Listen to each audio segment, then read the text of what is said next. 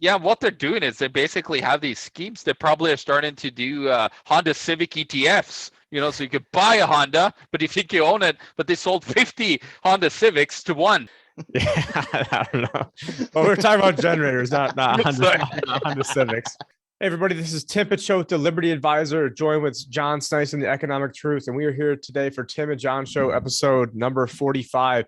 It just came out that it looks like the SEC is going to approve or finally approve a Bitcoin ETF.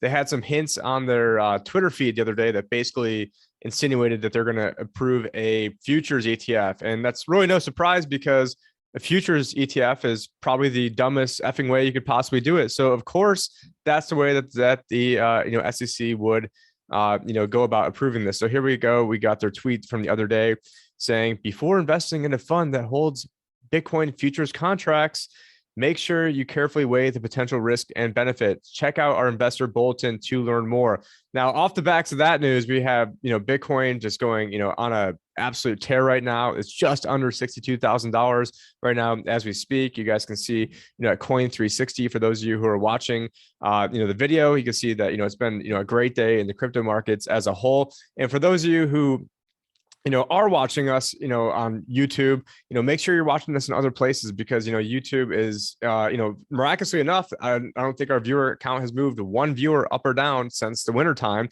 It's been stuck at 2,970 for absolute months and months and months. That doesn't seem suspicious at all. So head over to timandjohnshow.com. There you can find links to join our email list, join our Discord, get an Odyssey, BitChute, and of course, audio podcasts. And, I don't really expect, because I'm not really one to self-censor. I did self-censor right there, the F word, but you know what? Oh, well, you know what? I'm sure there'll be some other F words that'll be coming out later on. So, but anyways, getting back to the Bitcoin, ETF, this is not an ETF that actually holds Bitcoin. And so for years and years and years, about the last 7 years, there's been numerous companies out there like VanEck and I think ProShares and, Galaxy, several other ones. I think even Goldman Sachs is trying to get into it now. You've got, Kathy Wood and her ARK funds are getting into it as well. And so, of course, they're trying to approve a futures version of this. And what the futures version of this means is that they're going to own contracts that have the right to buy Bitcoin, but not actually owning Bitcoin. So they're owning a derivative of Bitcoin. And then so like every month they're going to have to roll these over.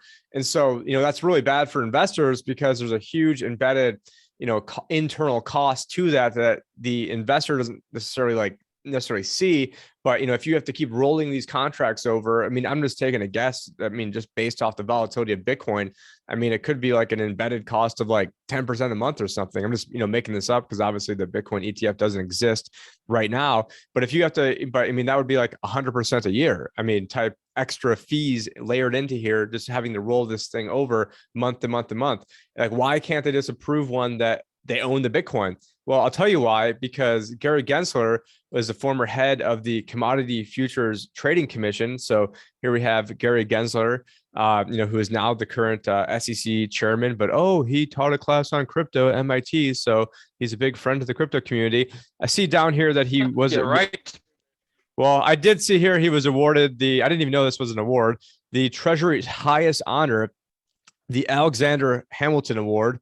Well, Alexander Hamilton was a complete piece of shit that basically is the one who got us on, all the, central banking to begin with. There was, big battles, way back in the day of, whether or not they should have central banks. And so he was a big proponent of the first, central bank in America, which I believe is called the first, it wasn't Bank of America, but it was first central bank of the United States, something like that. Maybe Arthur Diamond can go review that in the background while I'm stumbling on this. But, there was the first one. That charter ran out in 1812. And then what happened in 1812? Well, the British came over here. The British openly owned it, and they came here and burned down the fucking White House. Not from the story you read in your whatever fake news history class of why the War of 1812 happened, but it happened because they lost control of the money because they didn't care who makes the laws.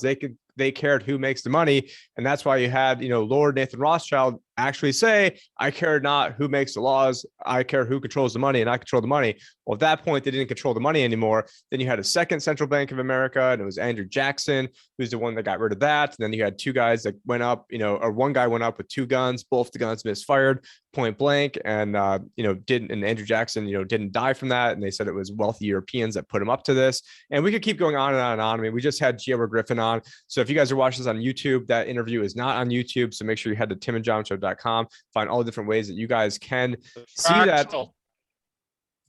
Yeah, so I mean, basically, he's the guy that probably helped get fractional reserve banking in there, and with Gary Gensler being a former. It's actually called a fractional, by the way. 1863 it was one of the central banks here. It's pretty funny. Yeah, and so I mean, if you're going back to that was right around the time of Lincoln, and Lincoln said, "I've got an army in front of me, that's the South, and an army at my rear, which is the European bankers, and I far more fear the army at my rear." And again, I mean, there's a lot of BS with what really went on with Lincoln and the Civil War and all that. I mean, that could be a whole episode unto itself. But going back to. Yeah, actually, what was funny around there too, the greenback was pushed as, if you don't use the greenback, you're not a patriot. By the way, it was very funny around that time as well. You're either with us or with the terrorists. So then you go over to continuing on with Gary Gensler. So his former boss was John Corzine. John Corzine was the former head of MF Global. They had a very cozy relationship together. They both worked at Goldman Sachs. John Corzine was his boss, and then he went on to become, I believe, a senator in New Jersey, then the governor of New Jersey after, which I don't know what's probably the CEO of Goldman Sachs is more of a prestigious job. And I'm pretty sure he was the CEO of Goldman Sachs, but whatever. And that maybe Arthur Dimehans could fact check that one too, if he was the CEO of Goldman or not. But what had happened is nothing happened because he basically Corzine. I'm just doing this off memory, but basically he took his firm MF Global, so maybe it stands for like motherfucking you or something, but MF Global, what they did, actually I don't know what it stands for, but MF Global, what they did is they were betting on these distressed European bonds, like mainly Greece, and that the Greek bonds would get bailed out and rally. Yeah, that's how Cyprus banks failed too. Like whole of Cyprus collapsed, the same scam that he was involved in. Yeah. And so anyways, like it didn't, get saved in time. And so his fund was going to go belly up. And then he took, people's gold that was in segregated accounts and then like shifted it over, and actually lots of assets, shifted it over to basically save the firm. And I guess they had some sort of legalese where they could do that. But, if any other advisor or someone were to do that, like if I were to do that, I'd be in jail. And so, this guy doesn't even get a perp walk, doesn't even get, really a slap on the wrist. And, it's just, a shame. And who was, one of the chief guys that would have gotten that guy in trouble is Gary Gensler. And now he's winning the Alexander Hamilton Award and acting like he's a friend of crypto and saying, oh yeah, we can have a Bitcoin ETF, but it's going to be based off futures, which, like I just mentioned, is the dumbest way possible. So Arthur, did you find any look at what happened to gold and silver, like with futures? That turned out pretty well, hasn't it? That's pretty much what I was thinking, that they're going to institute a futures market so they can game it. They'll use their wealth they'll place futures contracts in the upward direction, then buy the price of the instrument up, cash their futures in, and then take futures going in the down direction and then dump. So they don't care if they're making money necessarily off of the Bitcoin trades. They just want to push the price around and then make money in the futures market, because they can sort of predict the price if they have enough money to move it to where they want it to be on a certain date. Yeah, and they could create unlimited amounts of contracts like they have right. GLD and SLD. Yeah, exactly. Yeah. They're, especially if they're cash settled. Like that was another question I had. We were discussing this. So these new ETFs, are any of these going to actually be settled in Bitcoin, or are they still just cash settled? Yeah, I'm not a big fan of it. Yeah, it is, and a lot of people think that it's really the gold and silver ETFs that really lead to the manipulation. And to me, it's really not so much that as much as it's the futures market where they really manipulate things. And so of course now they're basically trying to do the same bullshit they do with gold and silver onto Bitcoin. And it's just the dumbest way possible to launch one of these products. I mean, it's much safer just buying it and holding it. And, and we came out with podcasts. I mean, I started a crypto wealth show after everything collapsed in 2018. I left a very, good paying job in 2018, to really focus things on crypto when crypto was, sort of at its worst of, after that bull market. And so, a lot of, other advisors and people jump, actually not a lot of other advisors, but a lot of people jumping on the bandwagon when, it's already, basically proved itself. But, we were there, before it proved itself. And at this point, I mean, it's not going anywhere. And I'm sort of skipping around of what I wanted to talk about. But one person that also doesn't think it's going away is actually Vladimir Putin. I know John could do some good. Vlad! Putin and Stogram vodki Putin! Nuts. Now, it looks like this is Morgan Stanley's CEO, not Putin, saying this, but I don't think crypto's a fad. I don't think it's going to go away. I don't know what the value of Bitcoin should or shouldn't be. These things aren't going away. And then you've got Russian President Vladimir Putin further rattled American financial officials after hinting that while he considers cryptocurrency crude and underdeveloped, it could someday be used instead of the US dollar to trade with. The Russian president discussed potential use cases of cryptocurrencies in a Thursday CNBC interview. That's pretty crazy that he's on CNBC. Following a plenary session of the Russian Energy Week Forum. Don't even know what that word means. Plenary. I believe that it has value, Putin told CNBC, at the Russian Energy Week event in Moscow on Wednesday, when asked whether Bitcoin or cryptocurrencies can be used in place of the US dollar. But I don't believe it can be used in the oil trade. According to interviews at Kremlin officials' website, Putin said that private cryptocurrencies can act as a unit of account, but they are very unstable. Cryptocurrency oil contracts, it's too early to talk about it. It works for transferring funds from one place to another, but in terms of trading, especially when it comes to energy resources, it is still premature, in my opinion, the president stated. And Putin also goes on to say that it's possible that crypto could simply be a means of accumulation. And then also goes on to say it's tantamount to brandishing an economic weapon. Actually, he's talking about the dollar's dominance and saying that the dollar is basically an economic weapon. And, essentially, if there's problems, if, the U.S. is in a state where they can then sanction other people and use their monetary system to sanction other people, then, other governments would then, it behoove them to get off that standard. And so I believe that the U.S. makes a huge mistake in using the dollar as a sanction instrument. Putin said, we are forced. We have no other choice but to move to transactions in other currencies. Global reset. In this regard, we can say the United States bites the hand that feeds it, the world leader added. The dollar is a competitive advantage. It is universal reserve currency, and the United States today uses it to pursue political goals, and they harm their strategic and economic interests as a result. I mean, he's 100% spot on with that. We aren't, that's just because we're obviously Russian agents over here. We aren't interested in cutting off dollar payments completely, and we are so far satisfied with payments for energy resources in dollars, primarily for oil, he added. Finally, I think that's what you'd want to say if you were trying to get off of it. You don't want to spook the people. You'd want to say, oh yeah, we're continuing doing that as you're making plans in the background. Finally, in a distinct break from China, which has worked to suppress crypto mining and trading on its mainland, Putin went on to say that everything evolves and has a right to exist. So, now we've got to, leave the land of the home of the slave over here to, go over to Russia for more freedom when it comes to. But I will say the Treasury and SEC did come out recently and said about a week ago and said that basically they weren't planning on, outlawing Bitcoin, which was, great news for the Bitcoin markets. As part of, also what had helped sustain this rally. Hey Tim, if you would, I sent you a thing on Signal there, an article. If you want to pull this up, because I think I was early to the game calling out that Bitcoin would turn into a one world reserve currency. And this was one of the articles I wrote back in July 2017, 2014, where I actually did discuss, if Bitcoin could become a one world currency, reserve currency, instead of the special drawing rights at the IMF that they want to have. Of course, there's been, when you have a good asset, when you have assets that's solid and stable in value, the thing is what really should be called a stable coin is Bitcoin, in my point of view, because Bitcoin will only have a supply of 21 million. And you could use it, on a global scale as a reserve transactional currency if you wanted to. So I saw at an early stage that Bitcoin could potentially turn into that global reserve currency and take over for the United States dollar.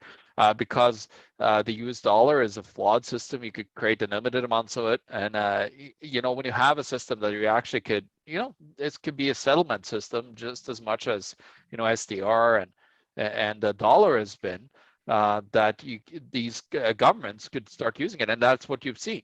Governments have been jumping on, right, Tim, into these, into Bitcoin. So in El Salvador, has made it legal tender. It seems like it's working out pretty well for them right now. El Salvadorians that have been involved in it since the start, I think it's 30% up or something. Because, and a lot of other countries that are struggling with their currencies. Let me show you one that is really struggling. Of course, this is the Venezuelan bolivar. Okay, so this is a hyperinflated currency. This currency doesn't exist anymore, by the way. This is the Bolivar's Fuerte. 2017, it collapsed. Okay, so everybody thinks that there was one hyperinflation in Venezuela. No, it wasn't, because they had another one. Okay, so this is the new currency that just collapsed, and they just started a third currency. This is the Bolivar Soberano. Okay, so they all fail. These fiat currencies, when you have a government that is, running out of line and think that they're, all high and mighty. And the same thing is happening in Lebanon right now. Like, it's starting to hyperinflate there as well. You start to see numbers like, 20,000, Lebanon pounds. And of course, Lebanon is where Venezuela was, 5-10 years ago. So it's happening everywhere, and people need, something that's solid, something that they could, protect their wealth with. And so they will levitate towards something like Bitcoin and other cryptocurrencies, in my point of view. That's, of course, my opinion. But, when you go and look at, how always good assets win, gold always won throughout history, right? It always resets back, when, we got to start doing proper financials and accounting again. Suddenly, gold and value in something, just skyrockets. And that is the point when you wish you had, either gold, silver, or Bitcoin, crypto, any kind of crypto on your hand, because at that point, if you had your dollars in the bank, it'd be like Argentina, that is serial defaulter and the devaluator of their currency. What I had a story. Let me tell a quick story about a friend of mine. His dad in 1987. Or 84, I forgot when it was. John Snyson in a quick story. Sorry, I was gonna say John Snyson in a quick story. Is that? Yeah. So he was gonna actually retire, and suddenly overnight, he lost 75% of all of his retirement in a devaluation. Okay, so he told his son, never hold Argentinian pesos. Okay, so his son thought it was smarter. He'd put US dollars in his Citibank account in Argentina. Okay, so what happened at that time in 2001, they had the same thing happen, because Citibank was regulated under the Argentinian central bank. Well, they took the US dollars, put it into Argentinian pesos, and devalued it 75% again.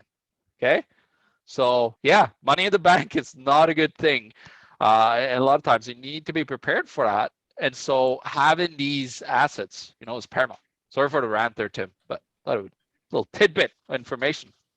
No, that was actually shorter than I thought it was going to be. Well, hopefully that's not what she said. But anyways, now I forgot what I was actually going to say. But you have after El Salvador, now Brazil looks to accept potentially Bitcoin as currency. So everyone's like, oh, it's just Brazil. Or sorry, not. Oh, it's just El Salvador, little country. It's like they're always like finding some reason to try to like mock this. And now you've got, Brazil, one of the largest economies in the world, that is now talking about, potentially accepting Bitcoin as legal tender. So for me, that's a huge type move going on. I don't not subscribe to Barron's, but they did have a article from yesterday called "Bitcoin Could Cause Another Financial Crisis." Well, that's funny because I'm not aware of the first financial crisis that they caused. BOA official warns, and it's BOE would be the Bank of England, and I mean it's just so crazy that we'll talk about stable coins a little bit, or maybe we'll talk about it now.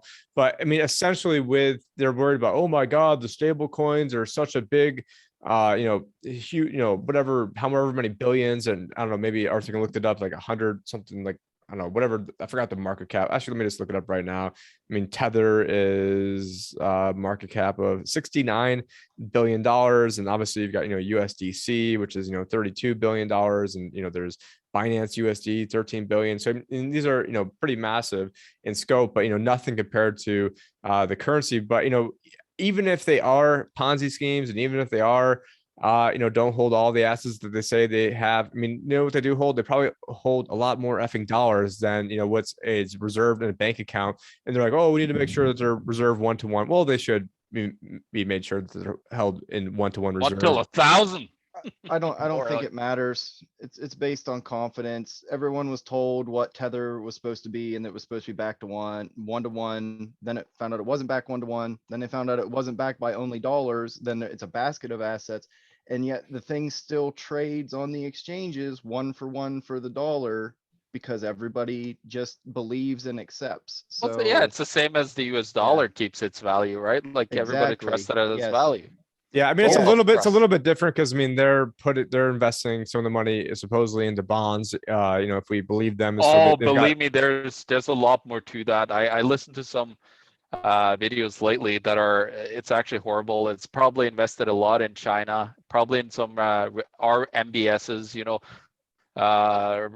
residential mortgage-backed securities and Evergrande and all that fun stuff. It's in so many terrible assets. Tether, back in the day when I looked at their white paper, they had 2 bank accounts that held what was it, 30-something billion. How long before white papers get canceled? Oh, that's racist. Can't call them white papers. I mean, that's probably the next thing that's going to go. Rainbow papers. How about that? Rainbow papers. Yeah. Yeah, no, but anyways, Start calling that. holding all your assets. So Tether held all their assets in 2 bank accounts. Like, who in their brightest mind would hold all their assets in bank accounts?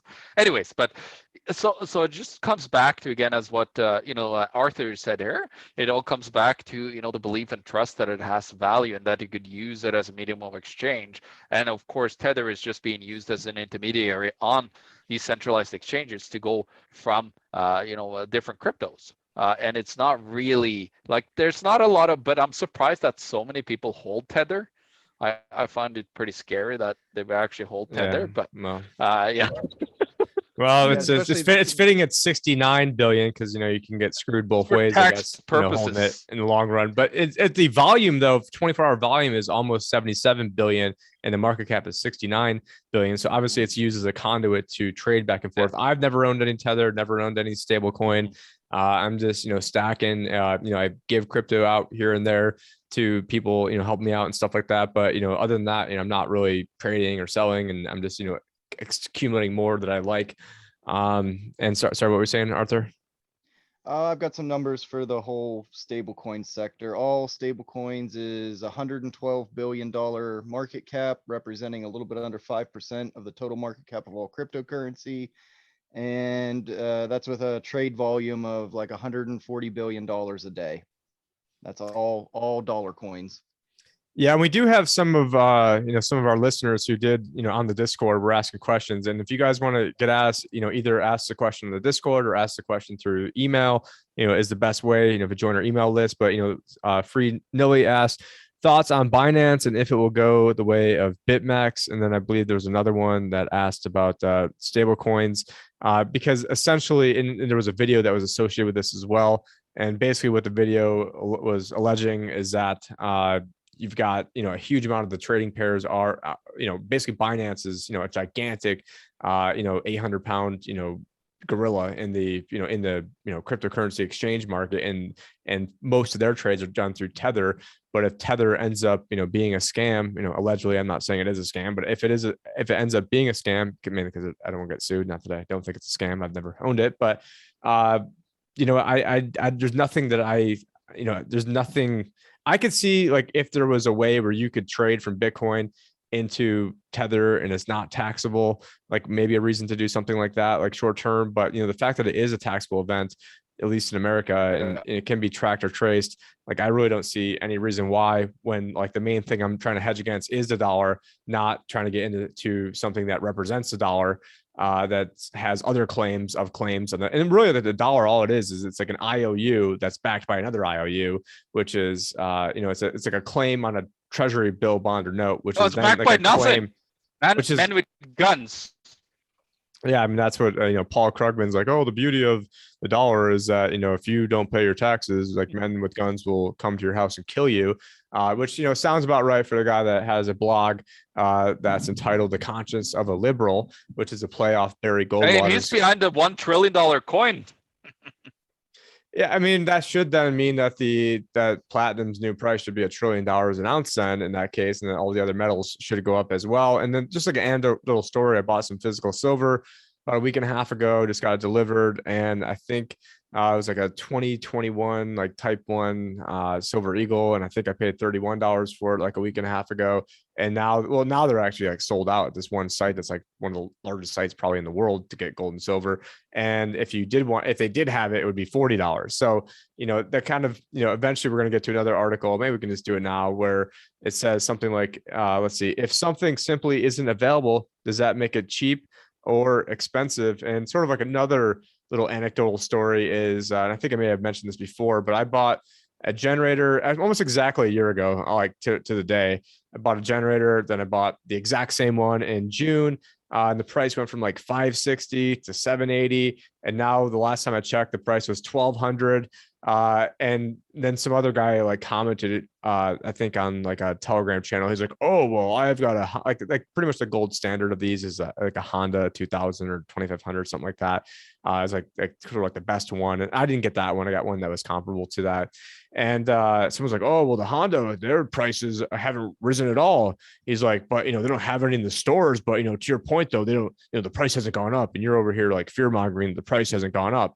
And like the point is, okay, the price hasn't gone up, but there's none in the fucking stores, and you can't buy them. Like so, does it matter that the price hasn't gone up? Maybe the price should have gone up, so that way people that have resources could then do that. Well, Tim, yeah, they're sold out because you didn't raise the price.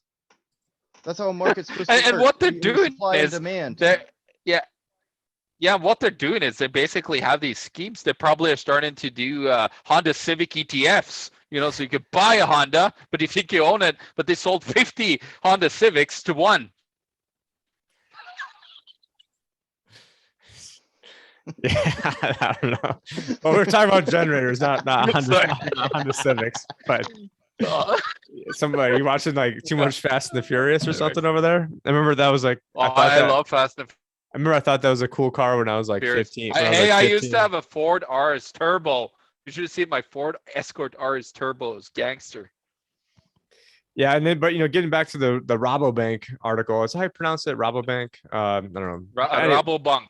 Rabobank. If something simply isn't available, does that make it cheap or expensive? And that's what I think what we're on pace to see. As you've got like all these container ship shortages, and then you've got people at the ports who then can't even unload the stuff. Then you've got truckers who are there waiting, and then there's also shortages of truckers nationwide. You see stories where they're some truckers are getting paid like ridiculous amounts. And the thing is, I would not want to be a trucker. I give those guys all the credit to the world, especially since I started getting a travel trailer and having to like back things in myself, and I'm like, oh man, this sucks. Like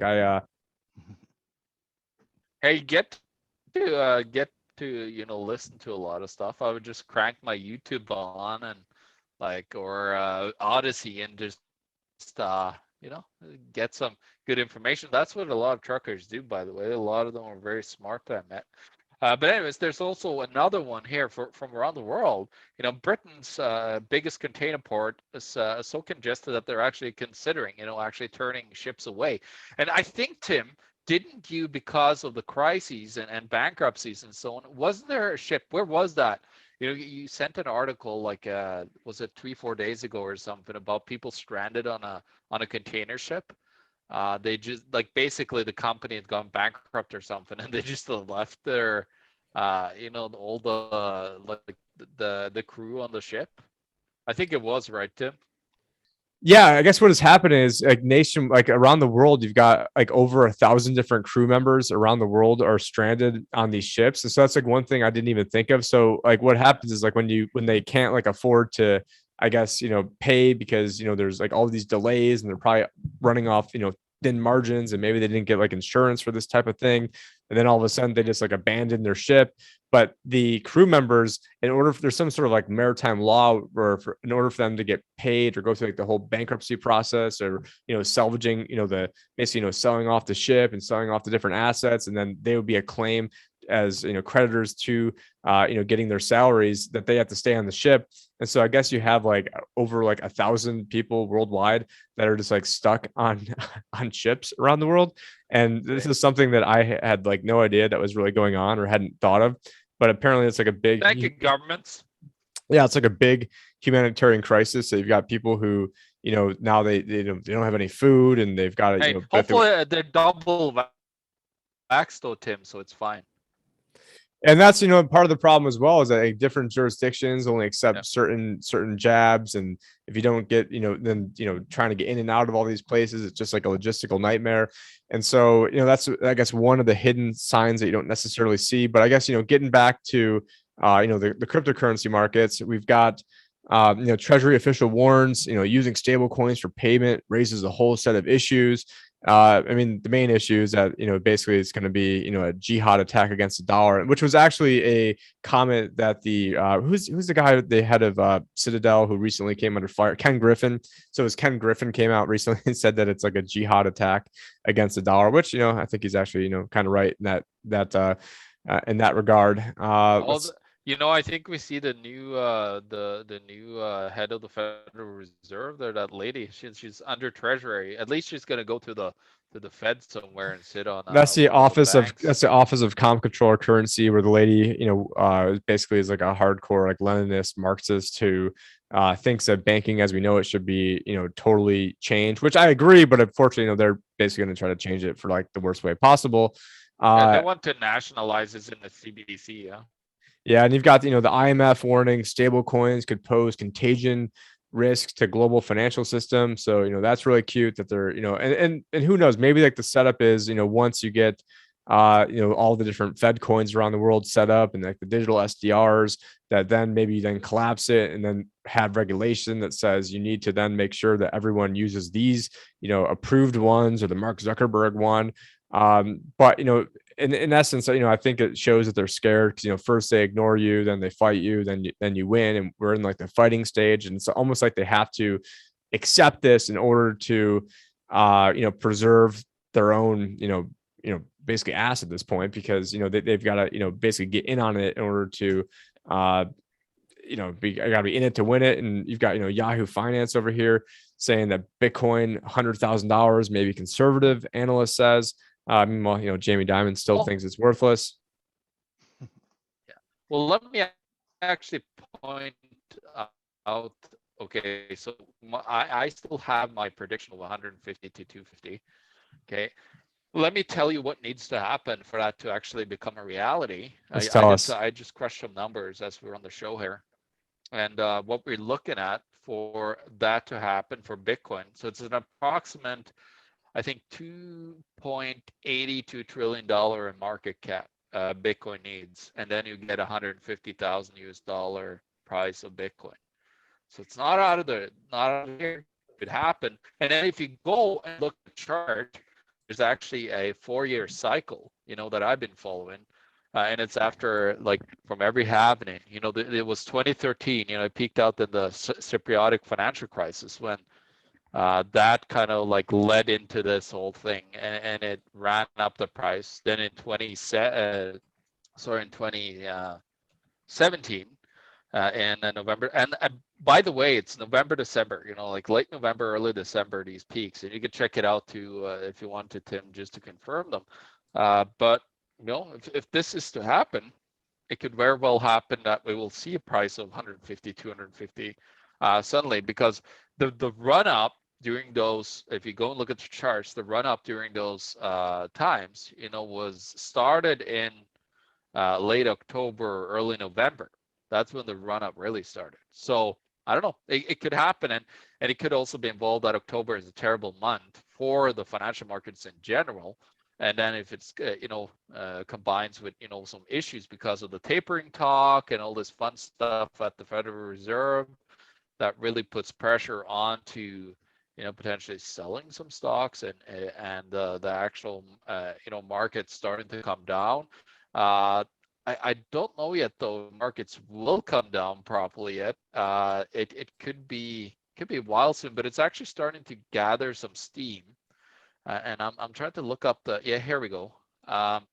This is so there's a chart called the bonds don't have you back, and bond yields and stocks mostly rose and fell together after 2000, but not recently. So what what I'm looking at is the 200-day correlation between 1-day changes in S&P 500 and the 10-year Treasury yield, and what you actually see is the downward trend now. What's happened towards 2008. It's starting to develop that 200-day correlation between the S&P 500 and the 10-year Treasury. So that is actually starting to happen right now, and could develop. This is actually in our Discord, in our general chat. I posted this chart, by the way, and you're seeing it starting to develop and kind of potentially developing into, like, it looks like it was like 2005, 6, when it just run up and then peaked up again, and then suddenly it started to just deteriorate, and then you got the 2008 crisis. So yeah, it could definitely happen very soon again. Who knows what's going to happen here? But there's a lot of red flags in the markets. There's a lot of out of hand price earnings ratios, but I don't think we're there yet. But it might, maybe it'll be the climax will be in November and December again for Bitcoin, and then maybe there's a financial crisis baked into that. Who knows? We'll see, Tim. It'll be very interesting, at least the next couple of months now. That's for sure. All right, so all the ladies out there, you got John talking about climaxing, and but here we've got the Bitcoin stock to flow model chart, and it basically shows that right now through like the stock to flow that you'd expect it to be closer to like $100,000 right now, and we are moving up there. I mean, I've been telling people I thought it was going to be over $100,000, years ago, back when that sounded like really crazy. Now, right before this, I was on the 4-year chart. I haven't looked at this particular chart before, so I don't know if you guys can explain it better, but I'll probably need to go back. But it's something like you choose a day in the chart. For example, we would take July 7th, 2021. The end of day price on that day was 36,372. Now we divide that number by the end of day price on July 7th, 2017, which was 4 years before that. The end of day price on that day was 2,598. When we divide 36,372 by 2,598, we get 14, which is why there is a 14 showing where you hover over the July 7th, 2021 chart. Now, do you guys know what that 14 then represents? I don't know if you guys have seen this before. I was just trying to look up. It means the price is 14 times higher than what it was exactly 4 years ago. It's just taking the price 4 years ago and the price today, and then dividing them into each other, I'm pretty sure. Okay, and you can kind of see, and it looks like it sort of peaks. It looks like it kind of peak out at like, so the one it kind of peaked out at like at 55. The other sort of peaked out around like. I think it's trying to prove some sort of cyclical nature to Bitcoin, and that it does revolve around a 4-year cycle driven by the halvings. That because there's a competing theory that the cycles lengthen. If you actually look from bottom to top, each 4-year cycle, as they call it, is actually stretching out and taking more time to complete. So it could be like Common Core math, 4 years. Well, 4 years now is actually 5 years. So it's like, I think like Benjamin Cohen's like one of the big people who, or I think that's his name, was one of the guys who I know was subscribing to that belief, or maybe came up with it. But I don't like talking about things I don't really know about, and I didn't study that chart beforehand. So right now I'd be talking out of my butt. And so luckily Arthur Diamond Hands does know what he's talking about on that, because he saved us there, because I didn't know. But anyways, I am very, very bullish where things are going. Now you've got the US overtaking China to become the world's largest Bitcoin mining hub, report finds. And so I went on to see, where we're at from like a hash rate standpoint, which is, basically like the amount of guesses, firepower on the Bitcoin network. Smoke. Yeah, that'd be hashish.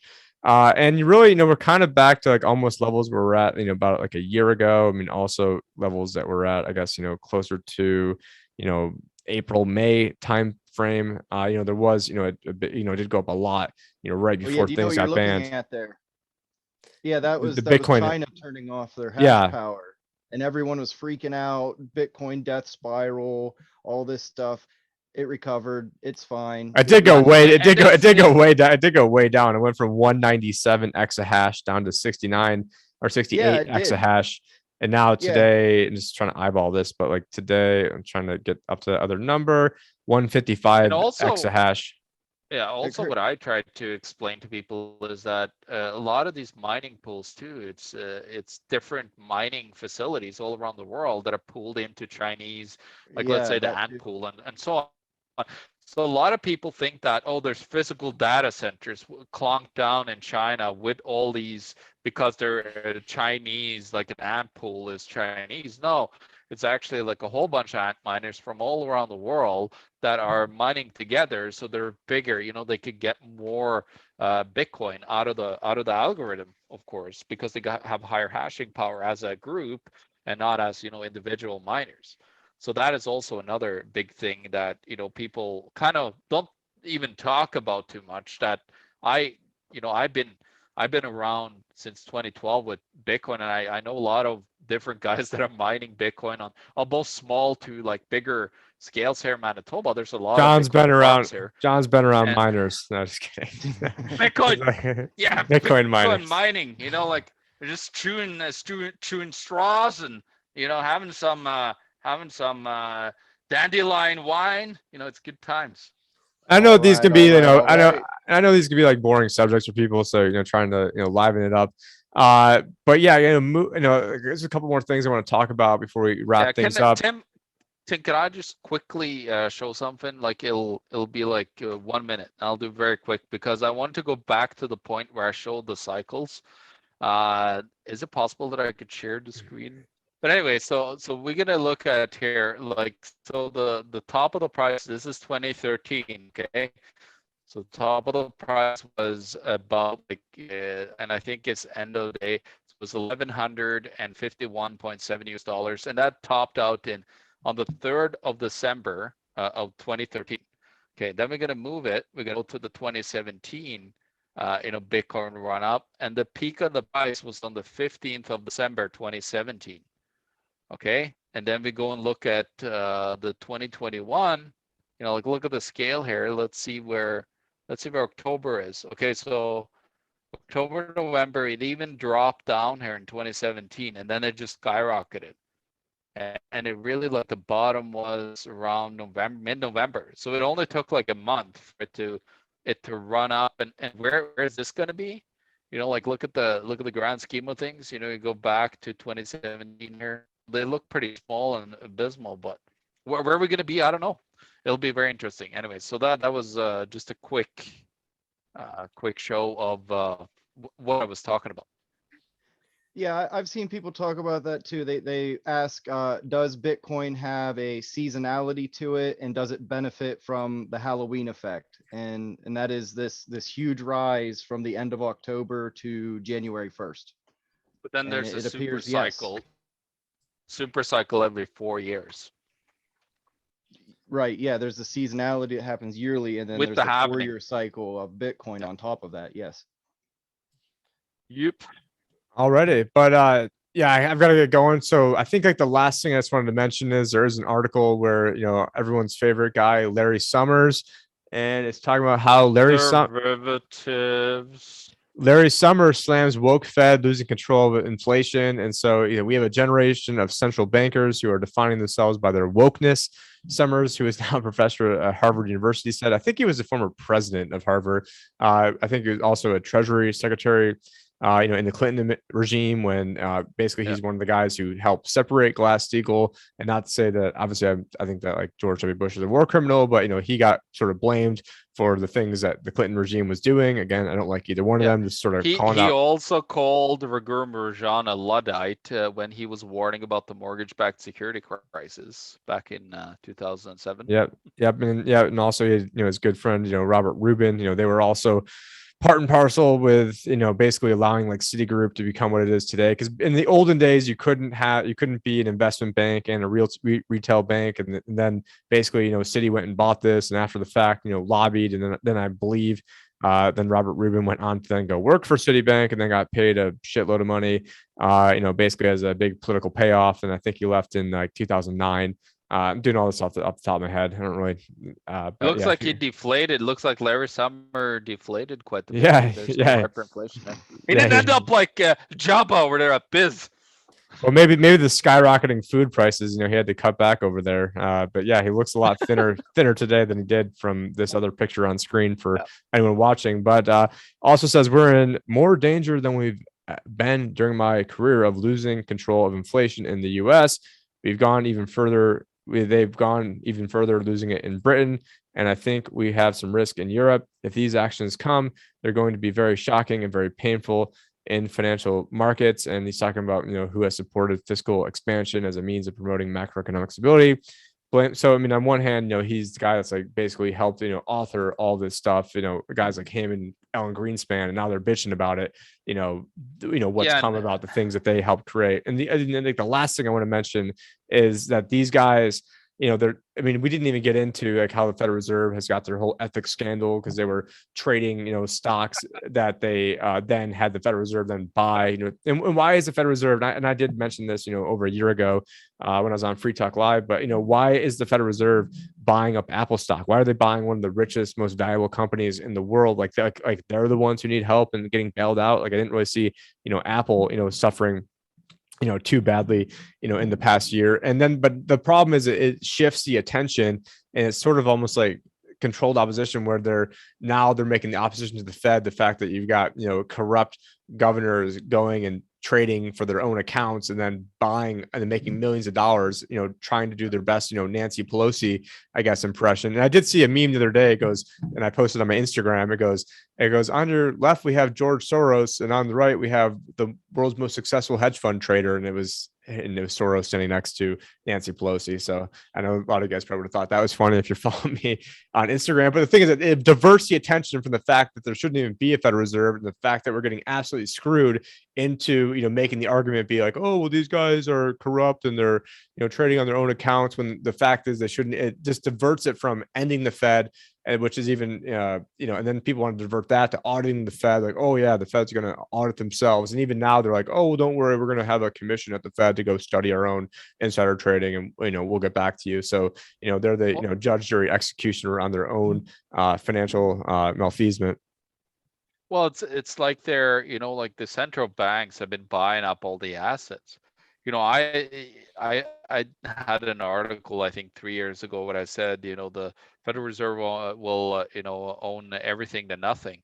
And sure enough, like they're on that trajectory. In 2008, there was a massive rise in balance sheets, but the balance sheet, as a part of GDP only rose to 17.61% back in 2008. Then it continued for a while, and after the crisis, it was 45.25%, which is pretty insane. Like, so global central banks balance sheet, and this is tracking the top 77 in the world. We had 45.25, and right now we're at 63.36%. So over 50% of the total GDP in the world is central banks balance, is on central banks balance sheet. So it's kind of particular, but they could keep on going to scam. It's like the $1 trillion coin scam. It's the same as quantitative easing. You just, taking terrible assets off the bank's balance sheet, then creating reserve asset accounts, increasing the reserve asset accounts at the Federal Reserve, so they could go and leverage and do some margin trading and rack up margin debt and other things, right? So it's just a big scam, but it's just like baffles me like how fast this is going, Tim. Like it's and because now, of course, we're so much faster because now we got high frequency trading, we got everything on, everything is happening at lightning speed. So it's not like, back in the old days, you had freaking ticker tapes, right? You had to follow for the traders and so on. So I think like a crisis could develop. Like you had multiple flash crashes, where in one day, and that's happened to Bitcoin and other things too, right? Because everything is electronic, it just happens quickly and then goes back up. But we could have like a massive financial crisis that could develop like overnight. But I And was actually working for the company that you they know, initially tried to blame the flash crash on. So I mean, just as like, and it was complete crap. It wasn't, it had yeah, nothing to do with the company that I was working for at the time. But I mean, if you go, it was Waddell and Reed, and now they got bought by LPL. And it's funny because I went from Waddell and Reed to LPL, and Waddell and Reed's like, oh no, you're making a terrible decision, and we're in acquisition mode. And they ended up getting bought by LPL, but I'd already left LPL by the time that happened. And here we are, FINRA margin debt. You can see that, a trillion. I mean, it's all, basically it's like a trillion, 911. So that's funny.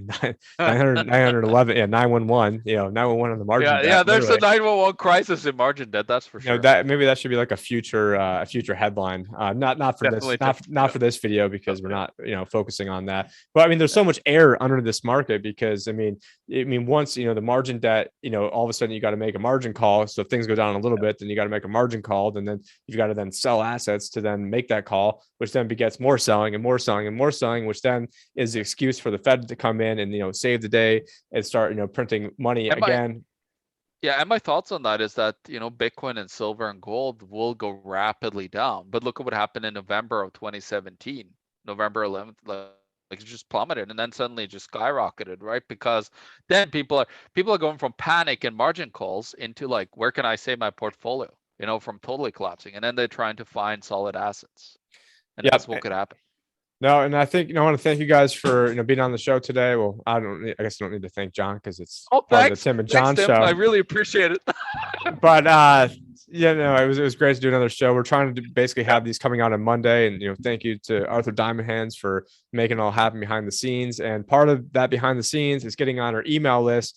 So if you guys go to timandjohnshow.com, that's weird. There was like a weird warning on it trying to say like, oh, this site's not secure and it could be hacking or stuff. So who knows? Maybe it means we're like over the target. And so they're trying to put those warnings on. But, you can also go to the Liberty Advisor show, and then that gets you to the Tim and John show as well. And both email list are the same. So, probably in the comments, we'll have, how you guys can sign up for the email list. And then we're getting more diligent about sending these out, via email, because, obviously with, YouTube in the state of affairs it's at, where it has not moved the needle at all in like several months. I mean, probably like 5, 6, 7, 8, 9 months hasn't moved at all. So obviously that's not the best place to come find us because we're not really good at self-censoring. We're not trying to self-censor.